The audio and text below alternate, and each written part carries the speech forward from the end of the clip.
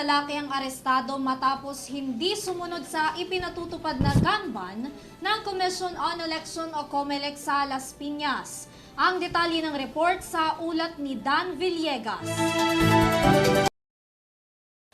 Arestado ang dalawang lalaki matapos lumabag sa unang araw ng gun ban para sa barangay at sangguniang kabataan elections sa Las Piñas City nitong Martes.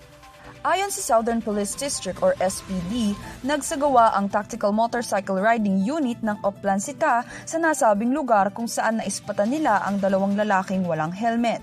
Hindi tumigil ang mga ito kaya naman agad na hinabol sila ng mga pulis kung saan nakitaan ng mga lalaki ng kalibre 38 na revolver, isang switchblade, bolt cutter at surgical scissor. Agad naman ito inaresto ng mga otoridad nang walang maipakitang proof of authority para sa baril. Mahaharap ang mga ito sa paglabag ng RA 10591 o Comprehensive Firearms and Ammunition Regulation Act at BP 6 kaugnay sa Omnibus Election Code. Para sa EuroTV News, Dan Villegas sumasaludo sa bawat Pilipino.